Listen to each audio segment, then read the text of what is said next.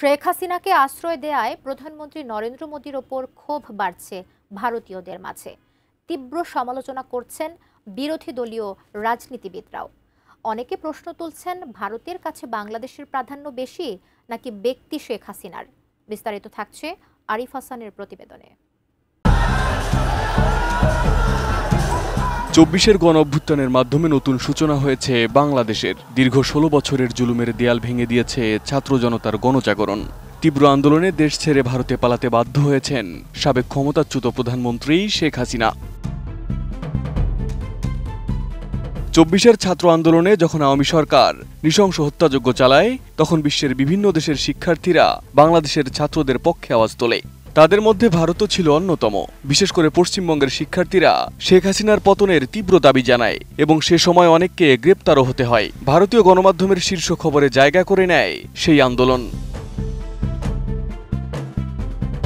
তবে শেখ হাসিনার পতনের পর পাল্টে যায় সেই দৃশ্যপট। ভারতীয় ক্ষমতাসীন বিজেপির ঘনিষ্ঠ গণমাধ্যমগুলো বাংলাদেশের বিরুদ্ধে একের পর এক প্রোপাগান্ডা চালাতে থাকে। নানা মিথ্যা অভিযোগ তুলে তারা একটি রাজনৈতিক ট্রায়ালের পরিবেশ সৃষ্টি করে। নতুন বাংলাদেশ গড়তে এলো জুলফিকার স্টিল। জুলফিকার স্টিল, ইস্পাত দৃঢ় অঙ্গীকার। মূলত হাসিনা ভারতে পলায়নের পরপরই দুই দেশের সম্পর্কে তীব্র টানাপোড়েন দেখা দেয়, যা স্মরণকালের মধ্যে সর্বোচ্চ পর্যায়ে পৌঁছেছে। এদিকে ধীরে ধীরে ভারতীয় রাজনীতিতেও হাসিনাকে ঘিরে উত্তেজনা বাড়ছে। সম্প্রতি ভারতীয় মুসলিম রাজনীতিবিদ আসাদুদ্দিন ওয়াইসি শেখ হাসিনাকে নরেন্দ্র মোদীর বোন বলে কটাক্ষ করে তাকে বাংলাদেশে ফেরত পাঠানোর দাবি জানিয়েছেন। হ্যাঁ, মোদীজি এক বাংলাদেশি হ্যায়। आपकी मुंह बोली बहन जिसको बांग्लादेश की जनता ने भगा दिया, उसको आपने दिल्ली में पनाह दिया। मोदी जी, वो आपकी मुंह बोली बहन को सीमांचल लाइए, हम आपको बताएंगे बांग्लादेश का रास्ता किधर जाता है। এদিকে সাধারণ নাগরিকদের মাঝেও শেখ হাসিনা ও মোদীকে নিয়ে তীব্র ক্ষোভ দানা বেঁধেছে। অনেকের অভিযোগ, নরেন্দ্র মোদী বাংলাদেশের চেয়ে শেখ হাসিনাকে বেশি প্রাধান্য দিচ্ছেন, আর তার কারণে এই দুই দেশের সম্পর্ক ক্রমশ আরো তিক্ত হয়ে উঠছে।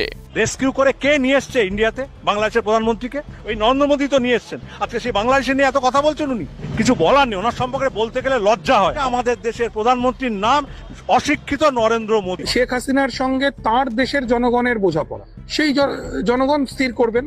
আমরা কেন এই স্টেকটা, এই দায়টা আমরা কেন নেব? শেখ হাসিনা নিয়ে জটিলতা ক্রমশ বেড়েই চলেছে। শেখ হাসিনা ক্রমশই এক বোঝা হয়ে দাঁড়াচ্ছে। সেই অবস্থা হতে চলছে নরেন্দ্র মোদী। প্রতিবেশী বাংলাদেশের সঙ্গে, যাদের সঙ্গে আমার ঐতিহাসিক সম্পর্ক, সেই বাংলাদেশ আমার কাছে প্রিয় না, হাসিনা প্রিয় হয়ে গেল। এটা মোদীর মতো মানুষের পক্ষেই সম্ভব। শেখ হাসিনা ভারতে পালানোর পর নোবেল বিজয়ী অর্থনীতিবিদ ডক্টর মোহাম্মদ ইউনুসকে প্রধান উপদেষ্টা করে গঠিত হয় বাংলাদেশের অন্তর্বর্তী সরকার।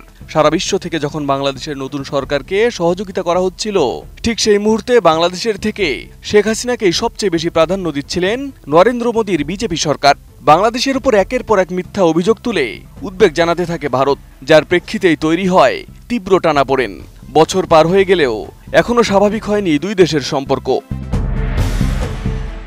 Arif Hasan, ATN news.